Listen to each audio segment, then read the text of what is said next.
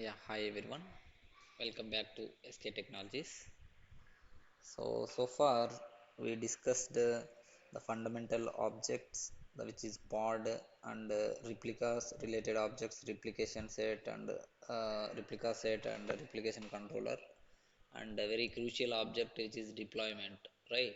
So we have deployed our application and we have verified, right? Even we updated the version also, the application version. Okay. So for your practice purpose, I used only the Ubuntu. So the Ubuntu, it's a simple operating system template only. So now what I will do, I will go and create one web-based application like HTTP or Nginx or Jenkins. So we will use the Jenkins. We did the same in the Docker containerization, right? The same image I will take and I will try to create the deployment. Then after that, so the simply if you deploy your application is it won't make any sense. Why? Because end users need to be accessed, right? So after deploying our application, we need to provide access to our end users, so our clients. So here there are a couple of ways to access your application which is running inside your cluster. So majorly there are two things, guys. So how you are accessing your application? How are you access your application? Access application which is running inside the Kubernetes cluster. Okay, so which is running inside K8S cluster. Okay, so this is the main thing, right? So here two things, guys. One is internal access within the cluster access, internal internal access. Okay, so it means within cluster, and external access. This is what we need to do. Why? Because people are not lying on the inside the cluster, right? Definitely they will be outside of your cluster only, within the cluster, outside cluster. So both scenarios we will see, right? So both scenarios we will see. So here the object of your Kubernetes is the service object. You need to use the service object. uh, so you need to create it. So we need to deploy our application and provide access externally. Okay, so both scenarios we will see. So with help of the service object, the service object short name is SVC. Okay, by default, if you go and check, there is a service which is a cluster IP type. Okay, so there are a couple of types are available, guys. So service types. So three types are actually three types. One is a cluster IP. So this is the default service, and second one is a NodePort. So this is what we are going to implement now. And the third one is a load balancer. So load balancer means, so this one only in the real time people are using. Okay. So all these three types slowly we will walk through. Okay. So before that, I will go and deploy one a web-based application, anyone. Fine. So we know already if you want to deploy any object, so you can go with the manifest files. So what I will do, I will take the same. Okay. So I will let me go and check any objects are running in my cluster. Yeah, nothing are running. Okay. So what I will do, I will create one file called jenkins.yml. Okay. So let me copy this. So here everything same. Let me make a change application front end, because this is a front end, right? Web UI, right? So front end. Okay. Then image name. Let me change this image name with Jenkins colon 2.60.3. This is the version, guys. So you can better you can go with the any specific version to avoiding the issues. Sometimes Jenkins latest version is making issue, so suggesting you to that go with any specific version. And here, so we need to expose our application services, right? So how will you expose means, so with help of the option called ports. Okay, so additionally you need to set as a port. So inside the port, so there is array actually, so container port, so P should be capital. So generally your application your container port nothing but your application port only, right? So the default port of the Jenkins is 8080. Okay, so save this. Let me go and one more thing, important thing. So we are going to deploy this application on the worker node, right? So here it will go and create three types of Jenkins, three pods. So let me make it one, because of the worker node we are using the T2 micro. So T2 micro having the limited resources like 1 GB RAM and 1 CPU, right? So if you give more load on your T2 micro, definitely it will be consuming more CPUs and memory, and sometimes it will get stuck, guys. So that's the reason you can go with the one replica. So this is sufficient for testing purpose only, right? So let me go and create it. So what I will do, let me create a folder called mkdir svc. So really sorry, mkdir svc. So go inside that svc. So here, uh, let me create deploy. Okay, so deploy, then copy entire this thing, save this. Okay, now you can go and apply this, apply -f and deploy. Yes, my pod has been created, kubectl get pod. Yes, running fine. So now you can go and access this. So how do you access your application? What is the URL? This is the interview question. I just deployed the Jenkins app. So how do you access? How do you access a app without service? So as of now, I haven't created any service without service object. What you need to do? So you can go and get the, okay. So go and get the pod IP. Okay. So get the pod IP, then your port number, the port number.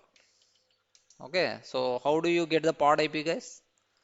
You can describe the pod, or you can the same command, you can -o wide option. So this is also will show the pod IP. See, this is the pod IP. Or you can go and describe your pod, kubectl describe. Okay, so pod and pod name. This is my pod name. So there are so many ways to fetch the information. So go up. So this is your IP or pod IP. See the same thing. 192.168.10.66, 192.168.10.66. Okay. So this is the IP. Now, how will you access, guys? If you want to access any application from the CLI, you can use the curl command and your IP colon your application port. That's it. See, I'm able to access my application. Okay. So you just forgot about this authentication required and all. So the moment you access your Jenkins, so first time admin password it will ask, right? So that is the thing. Anyhow, we are able to access my application within the cluster. But make sure, guys, without service. Why do you want to use the service means I will tell you now. Okay. So let me open my MS Paint. Let's assume, okay, so this is your master server and this is your worker node. Okay, so this is your entire cluster. This is your entire cluster. Fine. So now what I have done, I just created one application Okay, so my application is running inside my pod. Okay, so here my Jenkins application. So here internally, if I am trying to access, so this is assume this is IP, pod IP 10.10. Okay, 1.1, let's assume. The moment I delete my pod, so due to some reason my pod got crashed, so it is deleted. Okay, so got deleted, then immediately Kubernetes, what it will do, it will create one more pod. Yes or no?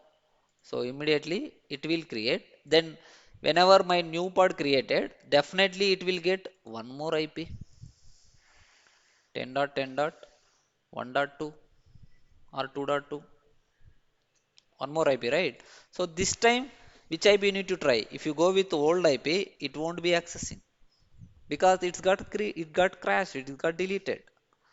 In the same way, again something happened to your pod, then it is got crashed and Kubernetes created one more pod immediately. Okay, so this got crashed and it deleted, and the moment it created one more pod, it will be one more IP 3.3. This time you need to access your application with this pod. So each and every time we cannot fetch the pod IP and accessing the application. It won't make any sense, right? Okay, and even nobody will do in the same. Okay, that is the reason what we are going to do. The same thing. Okay, so your master server and your worker server. So here on top of here, okay, so on top of your object, okay, so your pod and your container and inside your application. So here the same application, what we are doing, so here we are creating one object called service.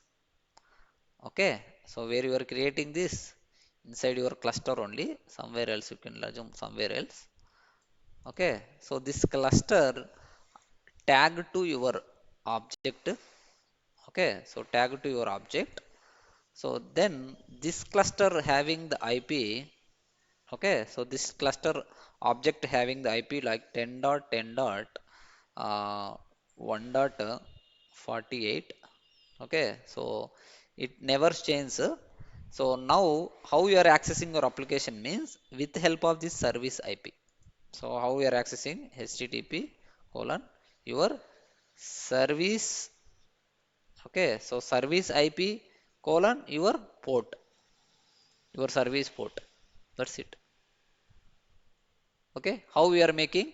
We can go and create a new object with the service.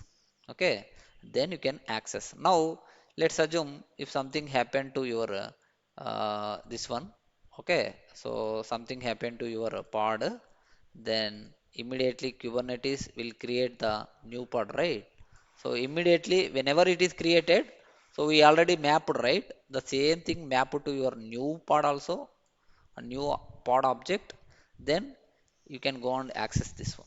So now no need to access your application with help of the pod IP. So definitely here also pod IP will be there, right? So here also your pod IPs.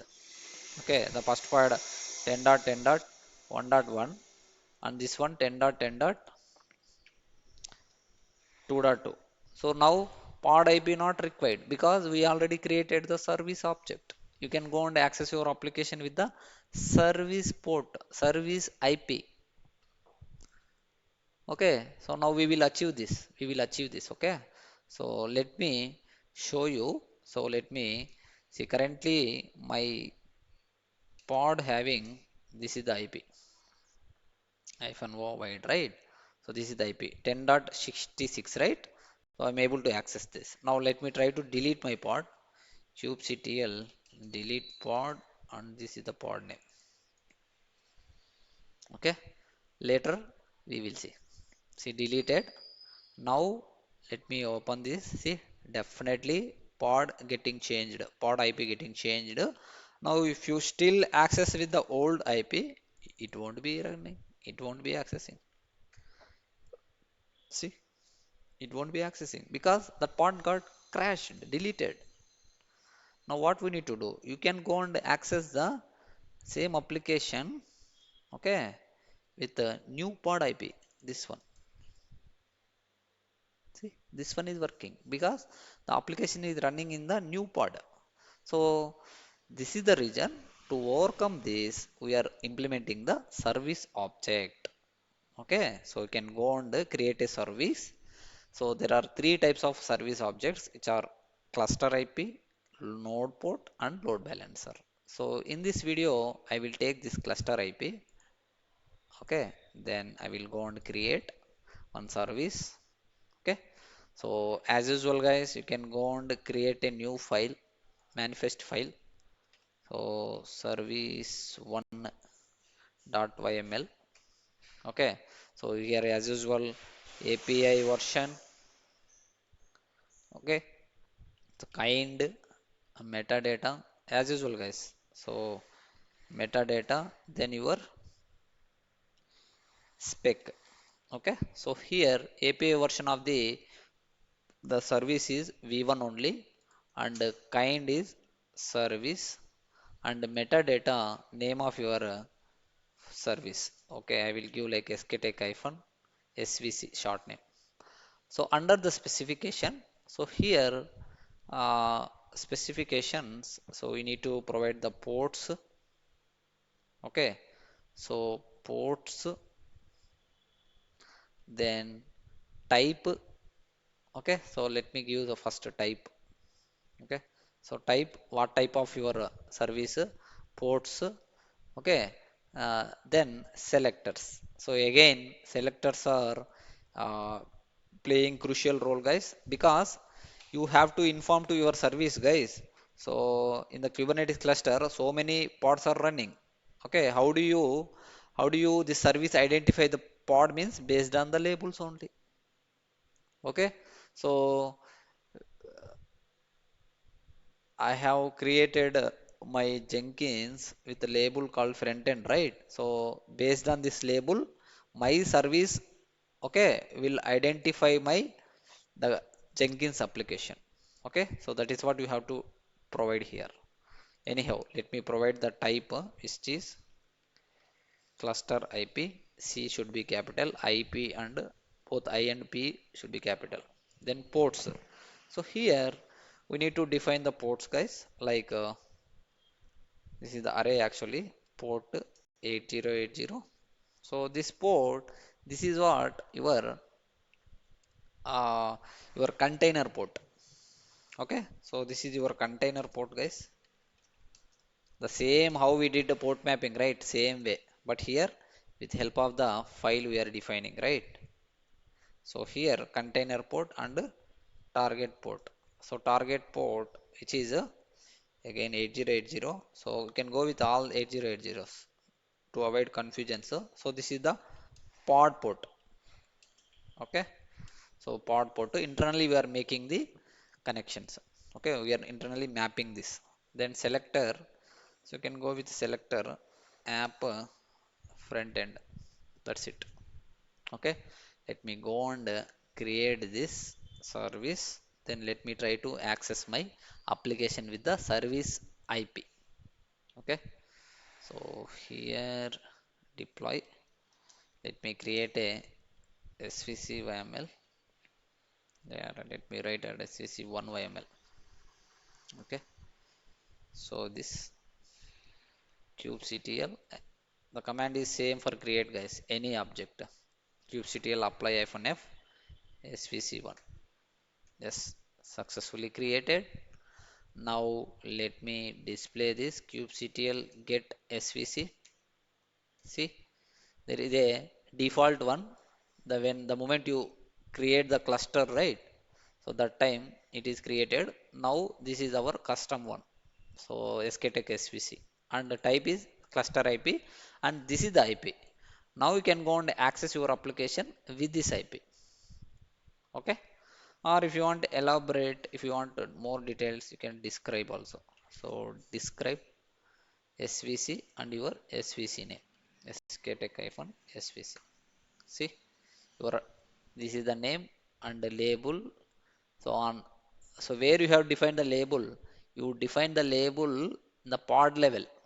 But selectors, so selectors we are calling with the app front end. So we will see. And the type is cluster, and this is the IP. And you can, if you want to access your application, use this IP. Okay, 10.98. Okay, 205 and this one. Fine. So let me try that. 8080. See, I am able to access my application. Now, if I do the same URL, I will use same URL I will use even after deleting my pod. So kubectl get pod. So this is my pod, right? So let me delete it.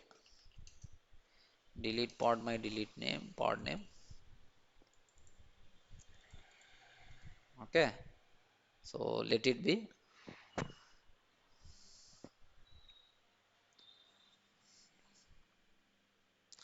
So definitely yes, deleted. Now let me try to access my application with the same. So it is still in program, I mean creating state, right? So yes, I'm able to access my application. Okay, let me try it again.